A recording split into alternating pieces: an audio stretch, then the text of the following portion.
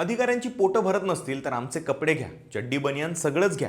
जनतेची कामं होत नसतील तर आता आम्ही पैसे फेकू त्यांच्यावर. हे कपडे घ्या, विका आणि पैसे घ्या असं म्हणत 67 वर्षांच्या एका आजोबांनी अक्षरशः कार्यालयामध्ये कपडे उतरवून राग व्यक्त केला. कस्तुरचंद चुनाजी राठोड असं त्या आजोबांचं नाव आहे. ते गेली 5 वर्ष त्यांच्या परिसरामध्ये गटार बांधण्याची मागणी करतात. त्यासाठी पत्र लिहून रीतसर अर्जही केल्याचं आणि गेल्या 3 महिन्यांपासून सलग फॉलोअप घेत असल्याचं ते सांगतात. पण 100 वेळा फेऱ्या मारून सुद्धा खोपोली नगर परिषद त्यांच्या गटाराचं कामच करत नाहीये. अखेर संयमाचा बांध तुटल्याने संतापून राठोड यांनी खोपोली नगर परिषदेच्या नगर अभियंता अनिल वाणी यांच्या कार्यालयामध्ये पोहोचत उपस्थित अधिकाऱ्यांसमोर आपले कपडे काढून अर्धनग्नावस्थेत आंदोलन केलंय.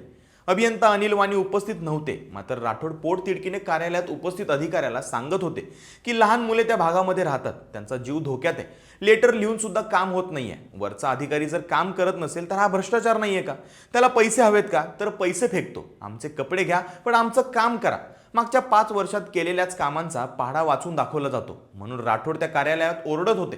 त्यावर संबंधित अधिकाऱ्यांच्या सोबत काम करणारे सहकारी त्यांना समजावण्याचा प्रयत्न करत होते, पण त्यांचा राग स्वाभाविक होता. तुमच्या प्रभागातही असा अनुभव कधी आलाय तुम्हाला? कमेंटमध्ये नक्की सांगा आणि ही व्हिडिओ नक्की शेअर करा आणि लगावबत्तीला फॉलो करा.